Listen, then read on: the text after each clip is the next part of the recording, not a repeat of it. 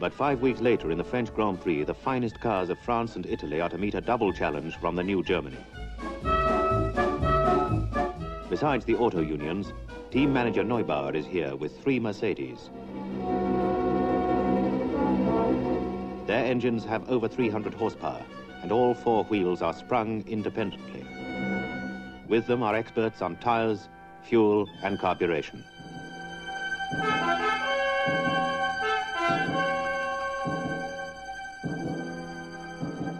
These cars are being driven by Fagioli, the winner of the last Italian Grand Prix. Von Brauchitsch, the victor at Avis. And Caracciola, the greatest German driver of all time.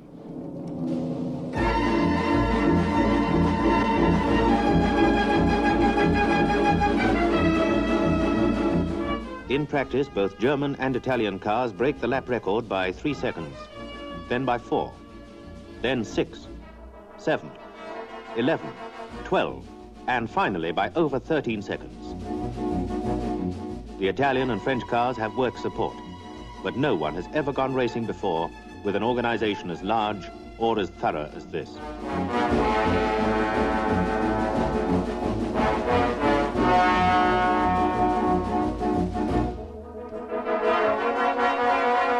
A record crowd of 80,000 is arriving.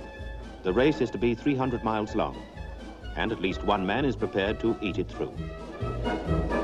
This is the first Mercedes team to visit France since 1914, and the prestige of Hitler's Germany is at stake.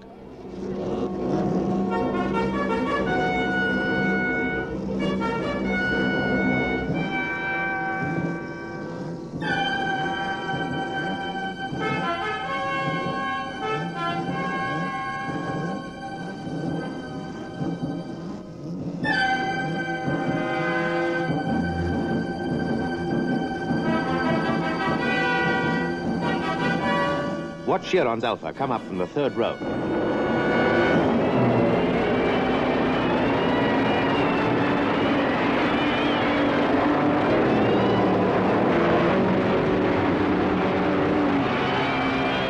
Caracciola's Mercedes is now in front, Chiron is second.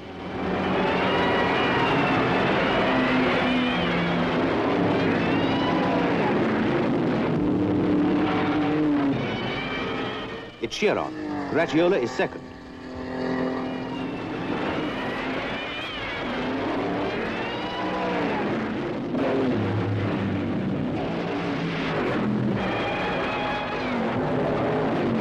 The incredible Chiron is drawing away from the Mercedes.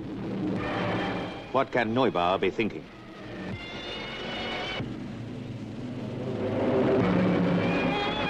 Chiron's Alfa still leads as von Stuck, on an auto union, moves up into 2nd place for a new German attack.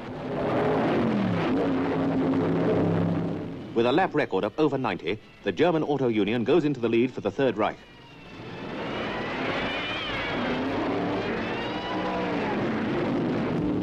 Most impressive of all is the road holding of the German cars and the way they seem to float over the concrete surface. All other cars appear obsolete as they bounce and bucket along.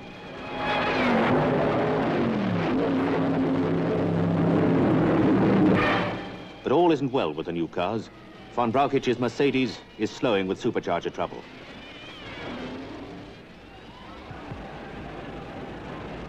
Another Mercedes is coming in. It's Caracciola.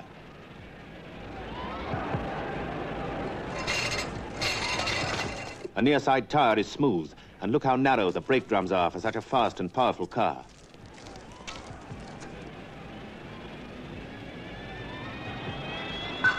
Chiron is again in the lead, but now Fagioli's Mercedes is right on his tail.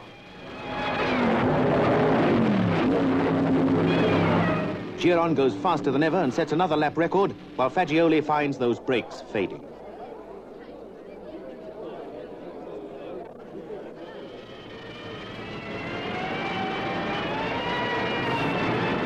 The auto unions are also having trouble. And Varzi brings another Alfa into 2nd place.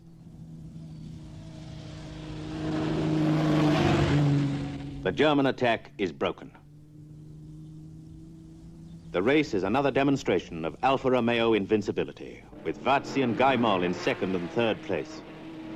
The French crowd are delighted, for the leader wears the blue of France, their Louis Chiron.